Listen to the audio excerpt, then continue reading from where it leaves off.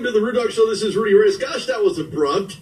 It's Friday. So happy Friday, everybody. Anyway, this is Rudy Reyes. I'm your host on the Rudy Reyes Show at WBLZSports.com. I have an in-studio guest here. This is relatively uncommon for me. I don't have a lot of guys here on the show, but he's local. So I figured, when you're in Rome, do as the Rudy Reyes Show does. No, wait, that didn't work out too. Anyway, look, thank you so much for joining me this afternoon. There seems to be, this week is a theme of themes. And what I have here, and the first thing that comes to mind is, what is the theme for today? Well, it was similar to yesterday or maybe the day before that. But as you can imagine, you can probably think, well, theme. Is it dress code? No. Is it wallpaper? In your living room, looking at you saying, please pull me off the wall? No, that's not it either. No, anyway. We have a football theme here on the Rudy Reyes Show, and that's called Get Out There and Get Noticed Week. I know it's long-winded, but that's who I am. That's what I do. Anyway, welcome my guest today, Mark Kozhaya, who is from Whittier College. He's an offensive lineman. He plays various positions on the line. Welcome to the in-house studio show, Mark. How are you? Doing well. Happy to be here. Thanks a lot, man. Appreciate you coming on. I know you're from the neck of the woods, from Whittier College, and it's always good to interview a downtown guy, someone who's familiar with the area, someone who's obviously willing to come over and face the obstacles of getting here to the show. It consisted of a lot of traffic. Take the 91 and you get stuck. Yeah, exactly. That is the LA traffic for you. Look, let's start at the very beginning here. As you did have a combine game, but we'll talk about that in a minute. What I'd like to talk about is who you are, because more importantly, NFL teams want to know who you are. They want to know what you can bring to the team, what an asset you can be on the field as well as off the field, because more often than not, you've heard this as well as I have in the NFL news, there's a lot of detractors, a lot of guys out there getting into trouble, thinking that because they make millions of dollars, that they can get away with hurting people. Darrelle Revis, as an example, in Pittsburgh, he's a Pitt Panther, and he was basically accused of assault.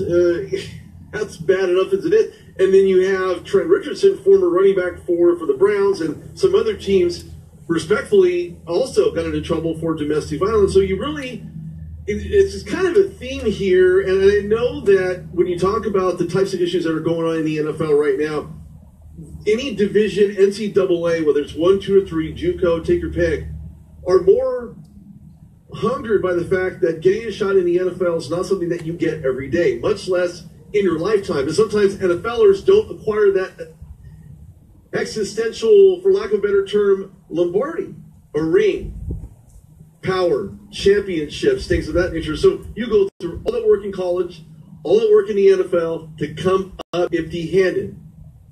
But that's not where you stand. You stand on the side of, I'm going to get it done. I've shown it year after year, despite what our season reflects. And of course, your past season wasn't that good at all. And I can tell that the shake of your head certainly indicates that it was bad. It was a winless season, unfortunately.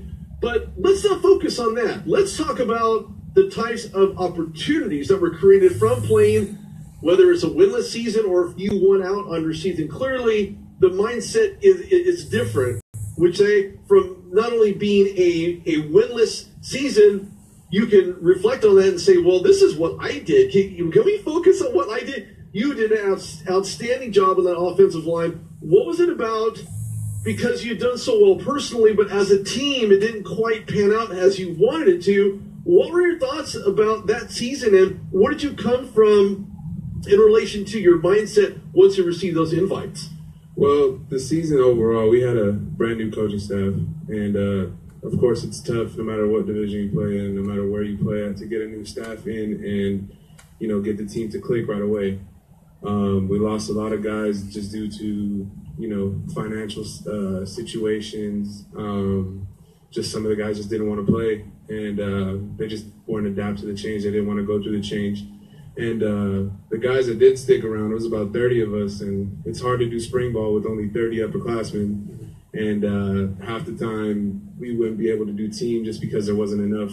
There wasn't 5 offensive linemen, or there wasn't 4 defensive linemen. And then so during the spring ball was tough. And then when we got about 40 freshmen in, and that's a lot of freshmen to play and get to learn the system. And it doesn't matter. Division III, Division II, Division I, it's different than high school. It's a faster game. The guys are stronger. The guys are older than you. So we were forced to play a lot of freshmen this year.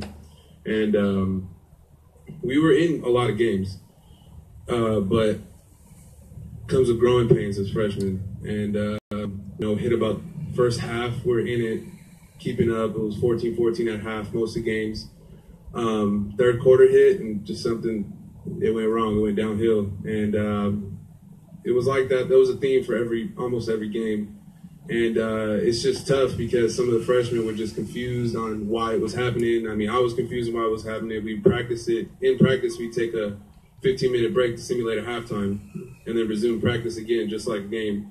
And we played that well. We did that well. But then just game time rolled around. We couldn't just put it together. And, it wasn't fun. But at the same time, I know I left Whittier in good hands. I know next year they'll be competing and they'll win some games. I know they'll win some games because just the experience that the freshmen put on the field. And I know they'll be better than we were this year. I know that for a fact. Well, when you look back and you're, again, talking about individual effort, it's unfortunate to look at guys on your line. I mean, as part of your team, they're sitting there playing, and every practice looked good. Everybody was on point. They were throwing balls. They were catching. They were stopping on fourth down. They had swim moves on defense, getting the quarterback. Obviously, they don't want to hurt the quarterback, but clearly going through practice, you learn the motions. You learn the plays. Do you believe it was something as part of an ownership process? Do you believe it could have been a coaching issue as well, where guys, because again, guys buy into the system. They buy into the winning mentality. Do you believe that existed and could have ultimately changed the season if these guys had bought into what the coach was selling? No, I think they were bought in. I just think it was just young. I think that was the biggest thing, was just being us being young. And I think that was just what caused it to go downhill. I mean, in high school, you play 12-minute quarters. In college, you play 15-minute quarters, which 3 minutes each quarter is a big difference. So it might have been fatigue on their part. It might have been fatigue on everybody's part. Lack of numbers doesn't help either during practice, where you have some guys running scout team and doing their first team reps. There's nothing you can do about that, because the fact you can't not run a scout team. You can't just go there. You have to actually have a scout team. So I don't think it was a coaching problem. I don't think it was everybody was bought into the system. It was just a youth thing. Right. So basically lack of experience. But you were almost like the elder statesman. You were there. You were experienced. I bet there was some awkwardness because everybody else was younger than you. What did that feel like? Did they call you, Papa? Was it Grandpa? Was there any type of nicknames that you had been called where you kind of scratch your head and say, I don't know what's going on there? No, I mean, I kind of related with those guys a lot just because I have a younger brother that's their age. So I'm able to relate with them just on, the type of music they listen to, and it's only a 4-year difference. It's not like a 15-year difference. And we did have a tight end that was a little bit older than us. I would say he's 23, 24. And I would call him Grandpa just because, it was just fun messing with him. And he'll actually be out in New Orleans with me for the combine, and it was fun playing with all those freshmen. I'm sure I hope they took some lessons from me. I know I took some lessons from them on just how to act, how to still have fun and play football. Well, and that's really what it's about, because if you don't have a passion, if you don't have a drive, if there's not a goal you're trying to get to, you may as well just work behind the scenes where nobody else can see, where nobody knows your name, and it's all inconsequential. At that point, it's all for naught. But let's talk about your commitment, because despite a winless season, your commitment was there. You were given it 110% on every down, in every situation where you felt you had to give even more, so you did. Your family was there to watch every single game, and I'm sure it was painful for them to watch. I guarantee it. I know I'm a parent. My son's older as well, and to go through game after game after game, but watching you individually outside of what the number and the score was in the fourth quarter when the clock hit 0-0-0, were there words of encouragement from not only what they had seen as a team collectively, that they had witnessed something in you that you brought to it to kind of help soften the blow during your conversation with your family? Because they attended every game. I mean, my mom is she's not really as into football. Just the fact that she just doesn't like it. She thinks it's dangerous. And I try to convince her that's not really that bad. My brother played, so he understands it. My dad grew up watching it, and he would tell me that every game we'd get better. And I mean, and that was the thing. That was the season thing, was just get better week by week. And we did. And, you know, the first game of the season, really, we played a top 25 team in Whitworth, and we got spanked. The first half, it was like, you know, 30-0 going into halftime, and it was then by week 10, we were actually in some games and we were putting up points, but it's just the youth thing, I think, was the biggest thing. A lot of teams in the NFL find themselves in that situation as well. They start off the first half of the game looking absolutely fantastic. Super Bowl 51 reminds me of that. As soon as you said that, where the Falcons were doing everything right, they were executing. The game plan was fantastic. They really put New England on notice. And the biggest question is whether or not New England made any adjustments. No, they did make any adjustments. The Atlanta Falcons failed to make those adjustments to continue the onslaught, leading at halftime 21-9. So when you go back, let's step backwards to that Whitworth game, because you said that you were in that game, but there were no corrections in the second half of the game. Do you think because maybe it was a mental issue of giving up in advance from a team standpoint? What were you thinking in that game, and how are you able to contribute to the team in that specific game to get them off their proverbial keister to go out in the second half and really put a hurt in these guys? It was hot that day. It was hot, and it was like 110 degrees, and it was at home. First home game of the season. Played an 11 o'clock game. It was the first game for a lot of freshmen. It was the first game for our coaching staff. And we kind of got punched in the mouth, and some of us got up and some of us didn't. And we played with, I think, 3 freshmen on the offensive line, one at center, one at left guard, one at left tackle. And then it was me at right tackle and me and my friend Adrian at right guard, who's been there with me through it all. And after that first drive, I think they scored in like 2 plays, and then we come in and we start moving the ball, and I think we fumbled, but we brought it to the 20, but we ended up just fumbling, and I was able to like kind of tell the guys that we moved the ball on a top 25 defense. We were moving it, we just need to finish, and I think that was lacking, was just the finish of drives, both on the offensive and defensive side of the ball. Well, I mean, if you're starting, you have to know that you have to finish. It's a complete evolutionary process. You go through the issues of getting the growing pains out of the way, and it just kind of really, it's just kind of strange how, and this happens to every team, NCAA, Division I, Division II, it's the same thing. There are a lot of teams that people have expectations of winning their entire season out, but then end up falling short. Michigan State's a good example of that last year. Well, not last year, but the previous year, in regards to they just fell flat. They lost against Michigan State University in-house, and Michigan was just scratching their head saying, oh my gosh, what just happened here? Same thing happened the other day. Syracuse facing off against Duke, where Syracuse put a hurting on Duke with the last second shot at the 3-point line. So a lot of things do happen, but when we're talking about you individually, there's a lot of great things that you have done while at Whittier. I had a chance to look at some film of yours. I'll be honest with you, I'm very impressed with your stance, your footwork, your handwork. What do you consider to be your best attribute that any NFL team in the 2017 NFL Draft will look at and ask you about moving forward? My technique. I've always prided myself on being a technician, and that goes back to being in high school. My high school offensive line coach would always work footwork, work steps, work hand placement, work punches, and I carried that over with me through college, and I'm going to carry that with me in the future, just because of the fact that you can be the strongest offensive lineman, but if you can't move your feet, you're not going to play, and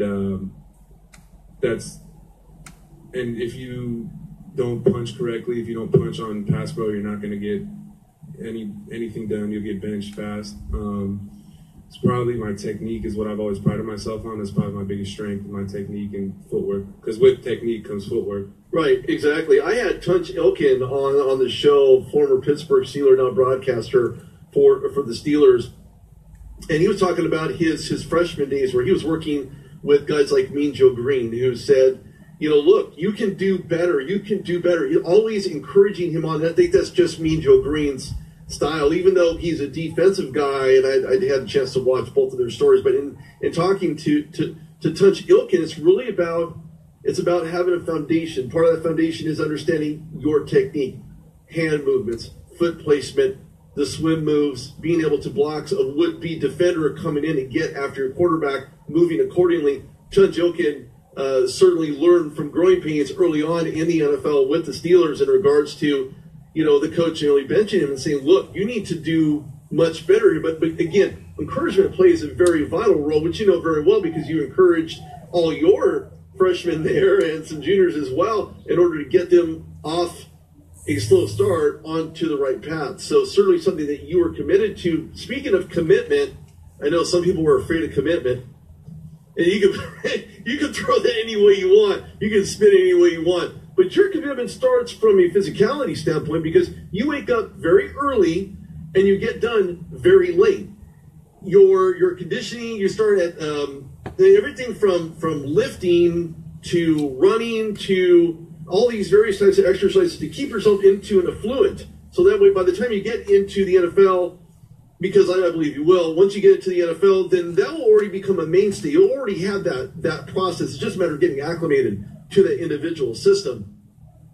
So tell me about your new strengthening that you've been dealing with. Tell me more about the types of conditioning processes that you find yourself a part in that you believe an NFL team really will look at, analyze and say, we want that guy. Well, since Christmas break, I've been training at Stars out in Anaheim. And the reason why I chose there is just because it's got credibility. It has NFL players on their staff or on their working out over there. Juju Smith's out there. Dory Jackson's out there. Some West Virginia guys are out there. All their top-notch receivers and corners are out there.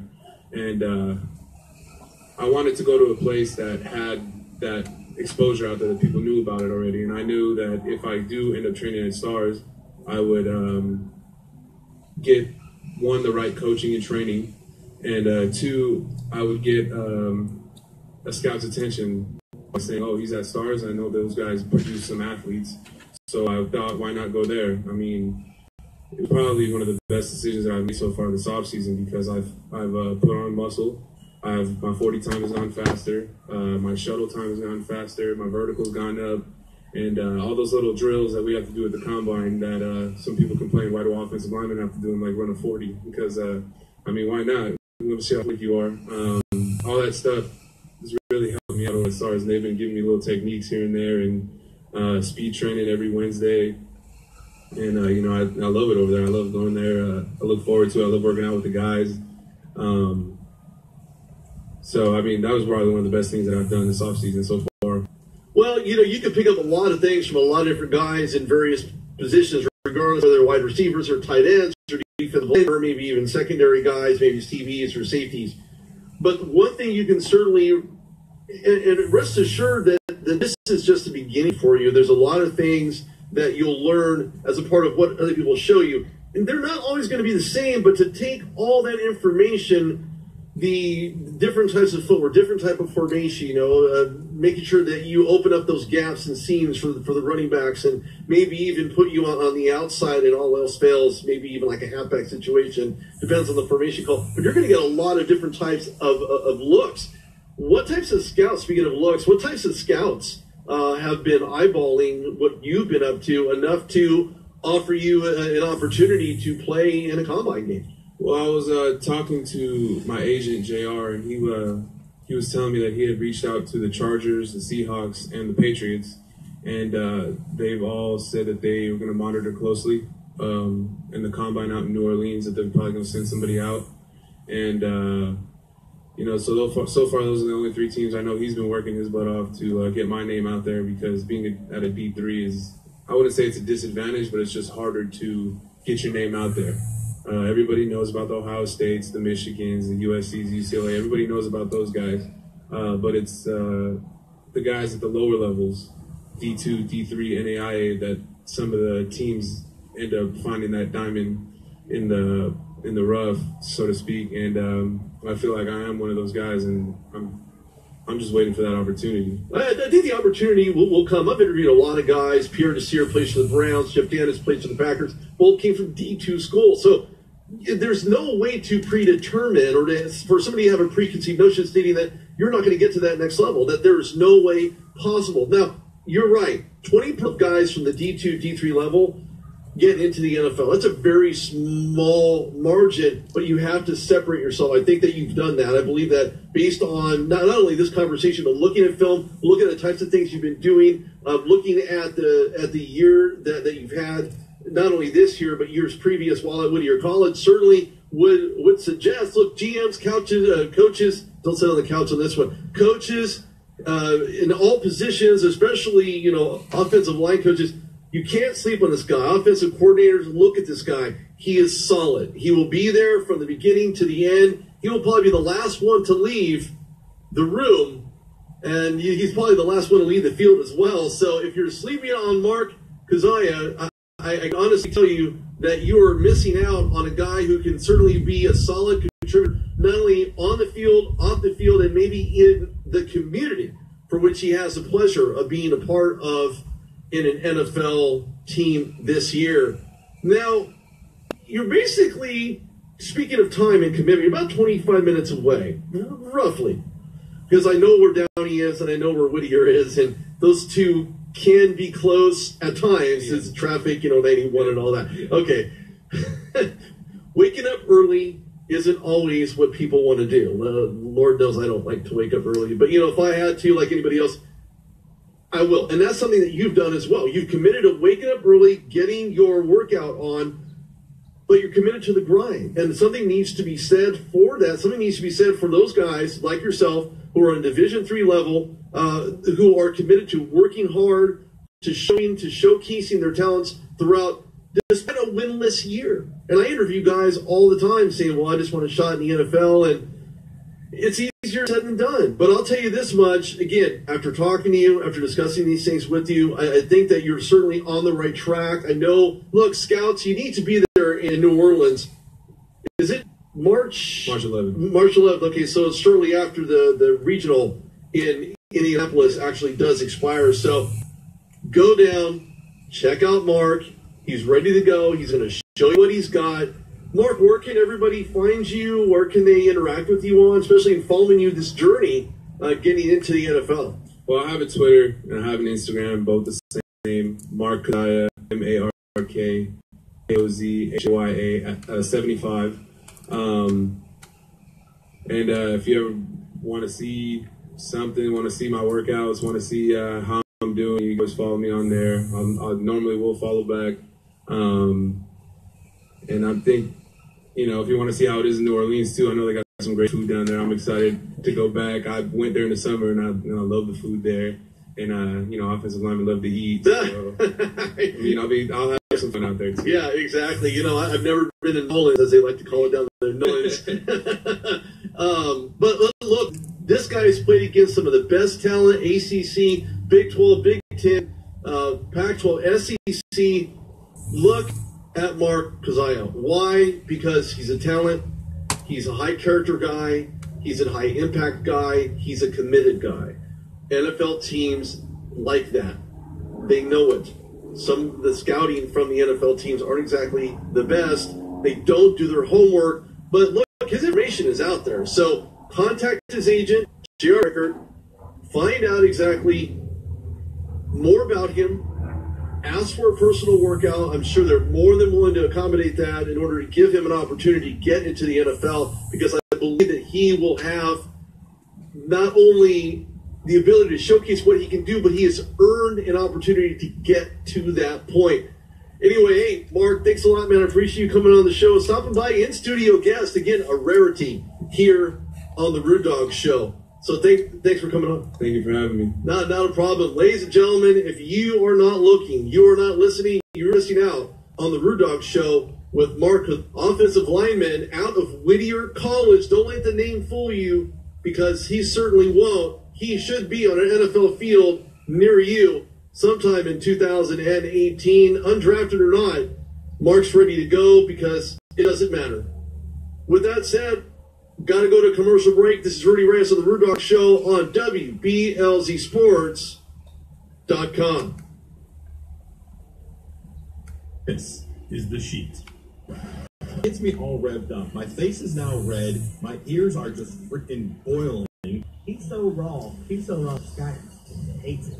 Yeah, he had 51 touchdowns, 4,900 total yards. I know y'all lost there, but I got to run. I know you're not going to let that happen, I have to say. They're so good, man. They would win the Big Ten if they were in the Big Ten. Could be doing something vision-based in front of you and reach down and grab a handful and say goodness. Good to him. Kudos on flapping like for a very good training project. Wow, you guys agree on something again? I'm very impressed. You ever had a bad week? You know, when you walk outside, step in a boat, right when you walk outside. Or you stand on the curb and somebody drives by and splashes water up on you, or it's just raining on you, not anyone else. I will tell you, before you go any further, I cannot hear Chad when he speaks. Good. Here, listen to the sheet, man. I don't really know what we're doing. Every Saturday morning, 8 to 10 a.m. right here on WBLZ Sports. Doug Pepper painting and pressure washing. He has over 30 years of painting experience. He's interior, exterior, commercial or residential. Doug Pepper covers it all. Is your house looking up? Call on Doug. Doug Pepper painting and pressure washing. 404-966-3361. Mention WBLZ Sports and get a special We've Got Balls discount. It's Doug Pepper painting and pressure washing. 404-966-3361. Hello, everybody. This is Blake Cole, host of Off the Wall Baseball here on WBLZ Sports. If you love America's pastime, then join me every Wednesday afternoon at 1 p.m. Eastern for the latest and greatest in the world of Major League Baseball. Whether it be your industrial, commercial, or residential needs, Gen Service is the electrical contractor for you. The Gen Service team has the expertise, commitment, and educational years to help you solve your electrical concerns. They have you in their best interest with helpful suggestions to accommodate your every want. Give them a call no matter the size of the job at 740-438-7173. And mention WBLZ Sports, you will get a discount. That's Gen Service, 740-438-7173. WBLZ Sports, we got balls, this is sponsors your balls.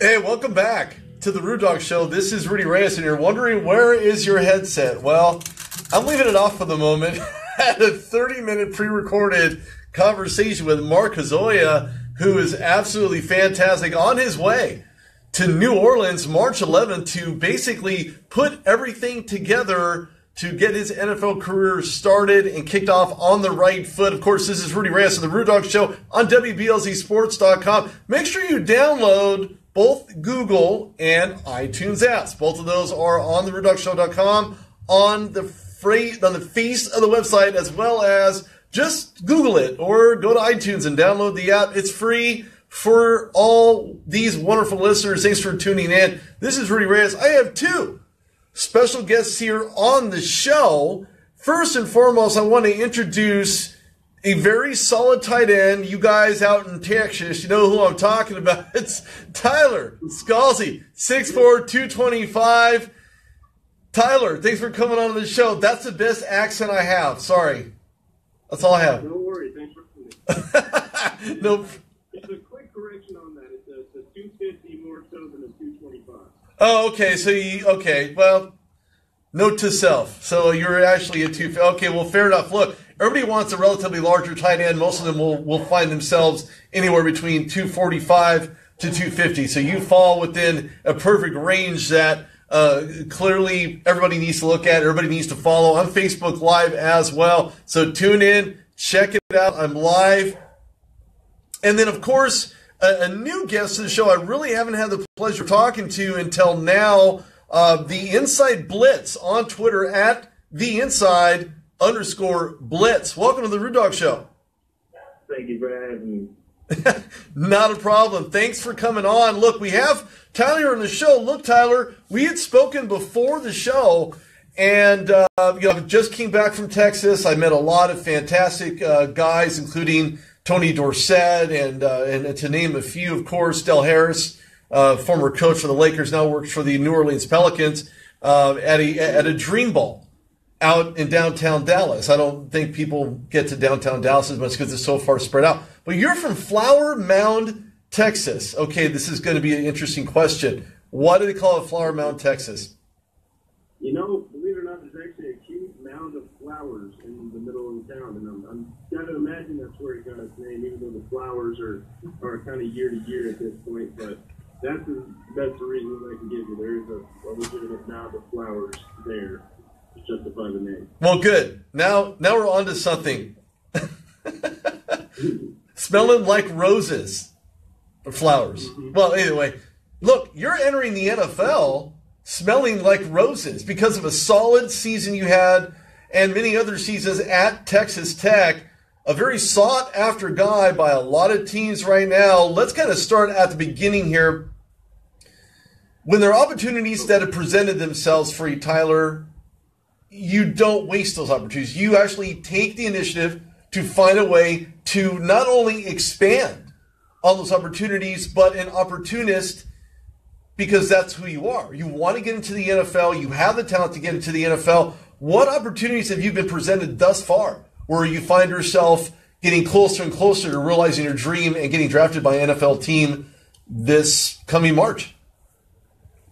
Well, it goes along. It's consistent with my start to my college football career, which was kind of just a make-or-break opportunity in itself. I showed up in 2012 in Lubbock, Texas, for an open tryout, of all things. And I haven't heard of an open tryout before fall season since then, but lo and behold, I got one, and it was right then and there the start of my college career, and I'm kind of finding myself in that same spot. You get done with the football program, they're respecting you for your time, you did all you could for them, and now they're trying to support you into getting into that next level. But you kind of come out there, and when you realize you're about to start the process, you're kind of sitting there with your hands empty, and you just have to start calling people and connecting, and that's where I'm sitting at right now. And I just got signed up with my agent, Scott Bergman, and he has done leaps and bounds for me, getting me here, talking to you, and doing all the other things that can be controlled, like training to test well and capitalizing at all the combines and the pro day that'll have opportunities for format. So just every opportunity I see, I try to exhaust every avenue of opportunity towards. And pretty much the simple mantra is getting me through everything I'm going through right now. Well, that's really what it's about, right? Would you agree, Inside Blitz?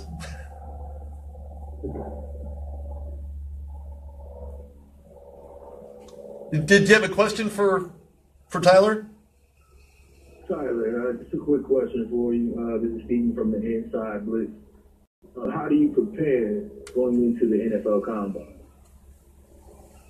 I'm not going to the NFL Combine. I did just participate in an NFL regional combine. And I kind of took forward to kind of a game day type of preparation, type of mentality. That's what it was. It was showing up to do the best football and that's athleticism I could put out there. So a lot of hydration, mental preparation, prayer, making sure everything's all aligned mentally, and then just going and doing what I love to do and comes to me so naturally when given the opportunity. Let me bridge the gap here, because the type of mental preparation, physical preparation, overall preparation is as if you're entering the rest of your life. You're entering a championship game. And unless your mind isn't formatted to fit that logic, you're going to find yourself faltering on all levels. So just because it's not Indianapolis, it could be New Orleans, or it could be anywhere else for that matter. So to your point, it's really about preparation from the word go. Whether it's a regional, small combine, whether you're in high school, you're trying out for college or scouts, it doesn't matter. It's about the mindset. Now, the mindset has shifted, because while you were there at Flower Mound High School, you took part of what they call wrestling. I'm not a huge wrestling fan. I barely enjoy watching UFC, I'll be honest with you, but I do watch it because it's interesting. What was it about wrestling? How does that apply to being a tight end? Is it the hands? Is it part of the mental fortitude? How do those two pair up, and why did you pick football over wrestling?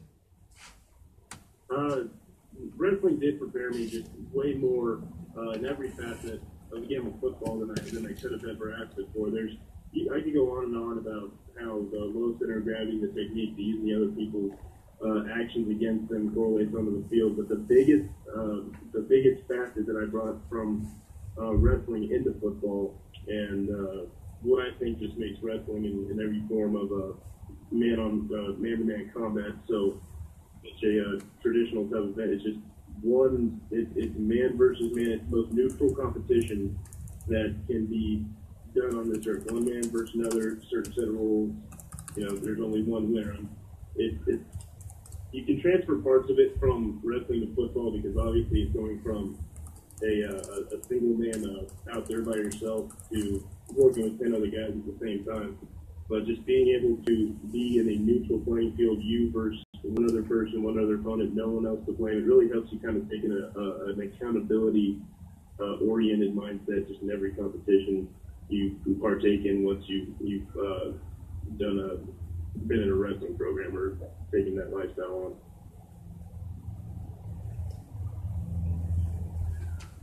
When I think of no, I was going to say, look, it wasn't as though there was no film. A lot of that had to do with you putting your best foot forward, understanding that the mindset, the physicality, the athleticism all paired in together. They all work out. I think a lot of that you can probably pair out and say, well, that's good for baseball, okay. Good for being an Olympian, okay. It works out from all different aspects, regardless of what sport you decide to go into, because you have to have those. You have to. There's no way around it. Let's kind of jump the map here. Varsity football was something that some of you didn't play part in, something you didn't even play any significant role in whatsoever. But what was it being a backup? And I know you could talk to past NFL greats to say, well, how was it, what if you like backing up Joe Montana if you're Steve Young? Or if you're, Aaron Rodgers backing up the great Brett Favre. There has to have been some type of feeling of ownership despite being a backup to guys like that, or even guys in your system on that football team. What was it like to back up somebody on that roster, be it a wide receiver or maybe another tight end? And how did that affect your mindset to make you even more hungry as your football career continued? Wherever I was in the depth chart, regardless, at any point in my football career, from my start of it to the end, I never tried to focus on anyone else. I always tried to figure on focusing on beating myself, being better than the me yesterday, and while still being the same man I was 10 minutes ago. It was instilled into my mentality by a few key, very good leaders in my life that you're always getting better, you're getting worse, and however much you want to try to convince yourself there's a middleman, there's not. So anytime I show up to whichever football facility I was in, I would show up. I'd analyze every scenario that would bring me to possibly be dependent on in the team in any way, and I thoroughly prepare myself for all the variables included in each situation, whether it was a play, a certain package, what would have to happen for me to be in this situation. I'd always be aware of everything that would bring me in I almost got, I would get very hopeful in these situations too, just to cover just so I had all my T's crossed and I's dotted. I always be prepared for any opportunity that I get to show the coaches that I'll recklessly abandon anything that I have for the success of the team. I can think of any given season where someone would say, I'm done being a backup. It's mentally tough to go through those aspects, to think to yourself, well, am I going to be here forever? Well, the answer to that is no, you're not. You're not going to be there forever. Your effort, your passion, your desire, your drive, your ability to be who you are, to shine in the ways that you can, certainly makes a point and makes a very, very solid case for being the starter. Now, let's let's kind of speed this up a little bit. Okay. You played under a different coach. Mm-hmm. Kingsbury being one of them.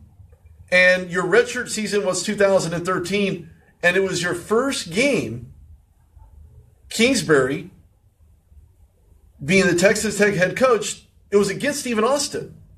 Stephen F. Austin is not a pushover team by any means. They mean business. They're probably one of the best in the conference. But what was it about playing in that game? What was it about getting the opportunity, as I believe not only the NFL will be an opportunity for you to expand your horizons, to become much more dynamic from an NFL standpoint, leaving your collegiate career behind, that you felt that this was just the start? That very first game that I ended up playing, at that time I had not played a rest for Texas Tech. It was my redshirt season. The season beforehand, I redshirted, did the whole nothing but scout team, paid the dues, and at this point I had tried out for the team twice and made it on just open trial basis. And I got into camp. It was a big role. They called me Raider Rudy when I first showed up with the story that I was building. And that very first game, I remember it was our home game. It was Cliff Kingsbury's first home game as a head coach, and I didn't make the initial suit-up squad. And I said, all right, I'm getting on the field somehow, and I'm going to sneak in for a kickoff or something. I want to be able to truly justify the term Texas football player. And that was my mentality at the time. And lo and behold, I ended up out there after the second half. We were, like you said, we were no pushover team, but we had a great game that day. We were up by a respectable amount. 2 guys went down. No one was left to play the position. I happened to be there, and it was just the catalyst that started off the rest of my college football career. And that was on defense to start my freshman year, and I just kept stirring my way into the role I had the past few years. But it's just going along with the overall theme of my story being just grasping and finding a way in every situation. Well, you continue to make a way, like you're doing now. There's no difference. There is no difference between the time you enter the field, you get on your pads, you are getting all laced up, your shoes are tied, you're ready to rock and ready to hit the field. You have to find a way to get to where you want to be. And now you're heading that direction because of the hard work, the emphasis, the passion, the desire, the drive. Heck, I'm getting pumped up just talking about it. And I've never played collegiate football. Exactly.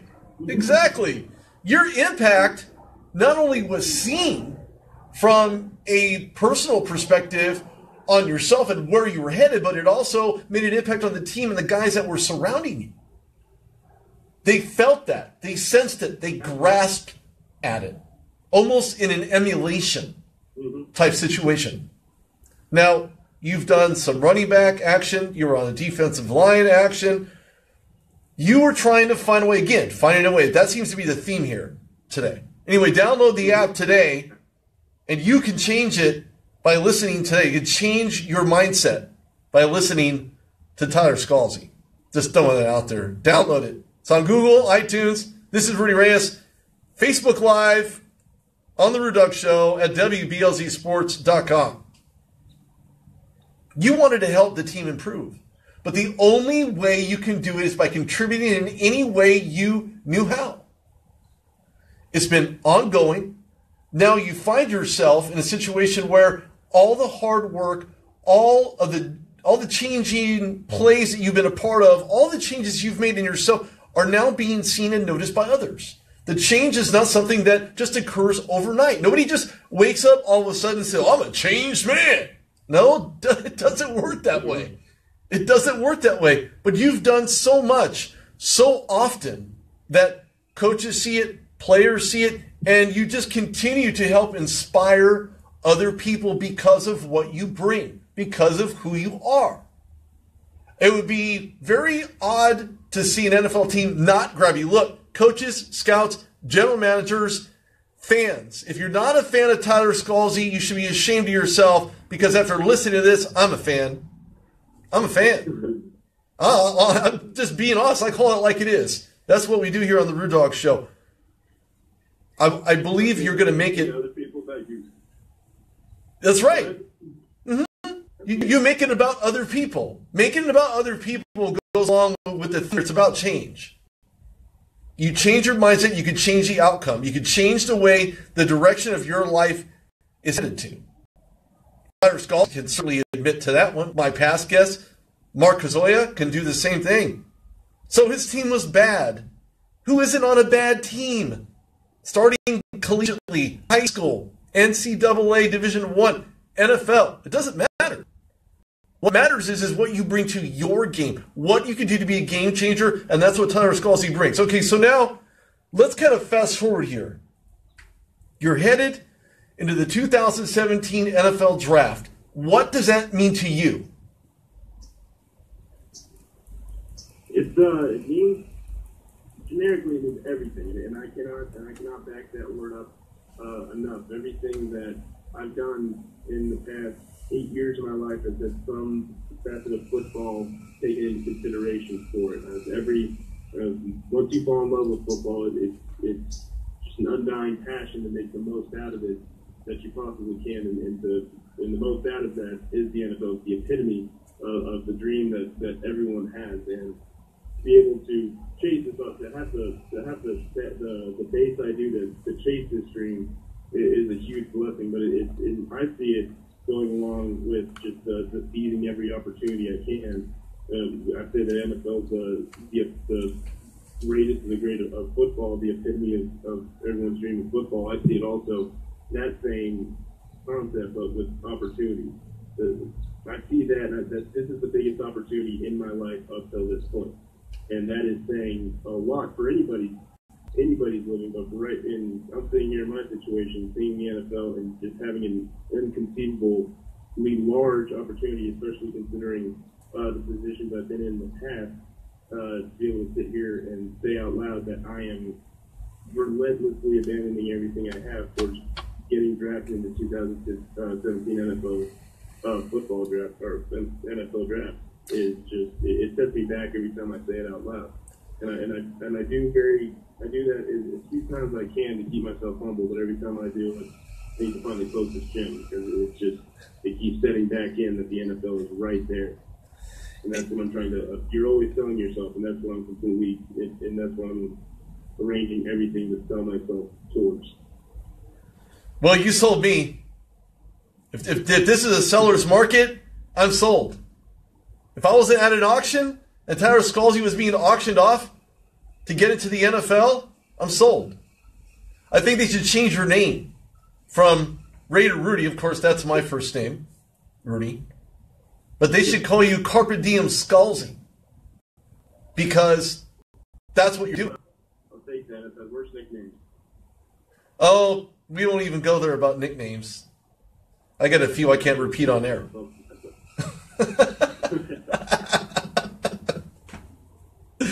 So let's kind of dive into this because we're down on the last hill stretch.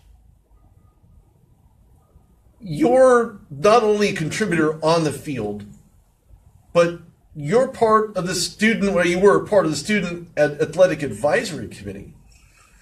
For some people, that may not mean a whole lot, but it actually means everything. Because what that means is that you are giving freely of your time to give back to others. Others in your system, others in your program, others at your college. I'm getting pumped up here. I'm about to explode. So watch out. I've been doing this for years. Exactly. We're on the same page, same book. But there are a lot of opportunities that other people in their respective colleges can certainly give back to. You make it a point to do so. What is the feeling? Give me an honest reply to this, because this is very detailed. When you look at the ability to give back to the people that you played with, you were part of the Texas Tech alumni. It was the SAAC, if you want to say that short. What was it feeling to give back to people that you were around? it really, whenever you do anything in the philanthropic nature, it almost justifies everything. And I truly believe that there's way too much luck that has to do with just everything that we do. There's so much luck in circumstance to not be humble about what you do. Anyone can get any situation in the blink of an eye, and that's just how life is, and you can't hold that against anyone else. So you have to, when you're blessed as much as student athletes and athletes of any level are, you have to give it back tenfold. And I tried to do that as much as I could through the Student Athlete Advisory Committee, which also the sole purpose of that organization was to work on the rules and regulations that have to do with the Big 12 restrictions and everything else of college athletics workings. And we were representatives for the student athletes of our particular university. And whenever we were together working on and discussing legislation, we'd always make it a point to do something with the boys and girls love or go to a hospital. And every time you do, it reminds you why you do it. I mean, the Jones is filled with 60,000 people every Saturday for a reason. So a lot of those people were a bigger deal than we know ourselves to be. So the ability to go in and make somebody's day just with your existence and your interactions, it's a very fulfilling, like I said, it justifies the entire process. That is the way that I look at it initially. How has it enriched you, though? I mean, what is the feeling of completion, knowing that you not only given back freely to the committee and to your alumni or around you, but what personal feeling and gratification did you receive from performing those duties?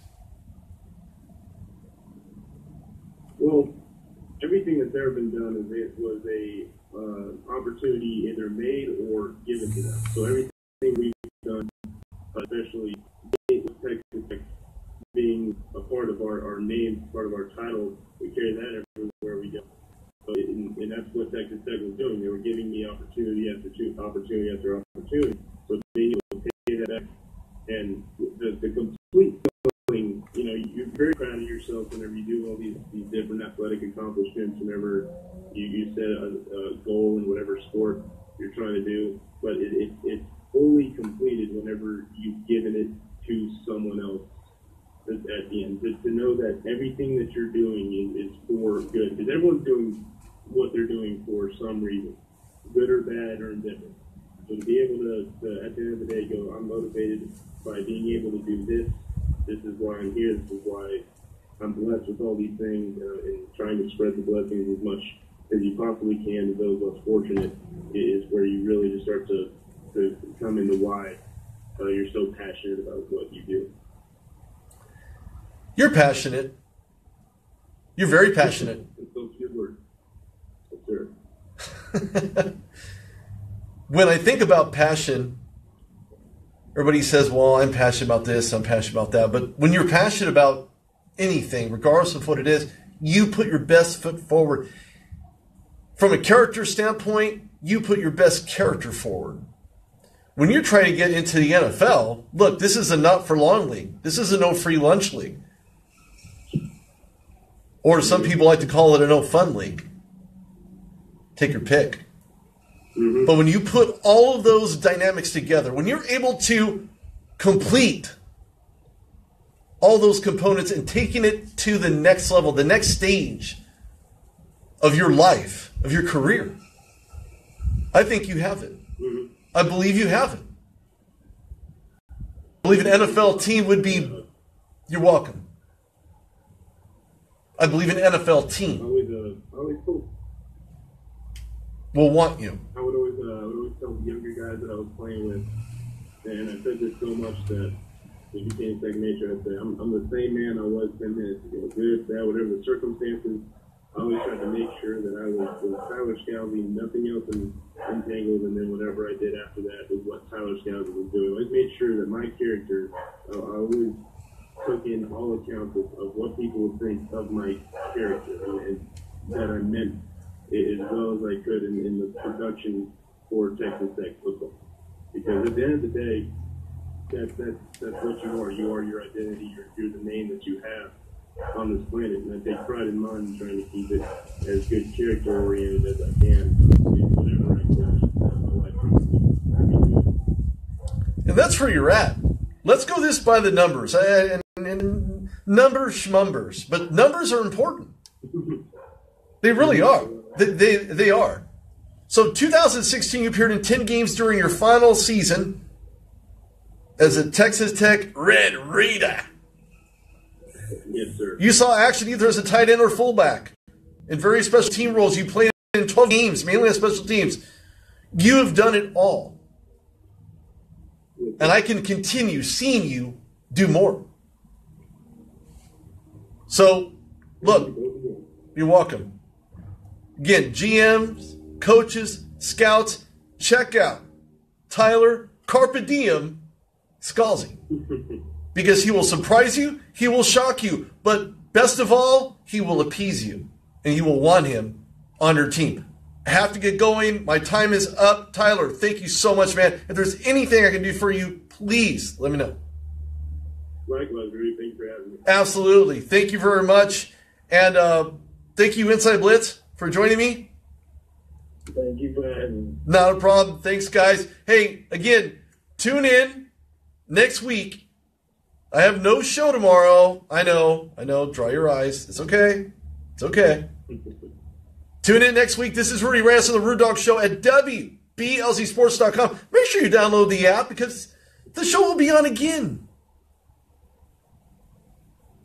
Thanks again for tuning in. We'll talk next week.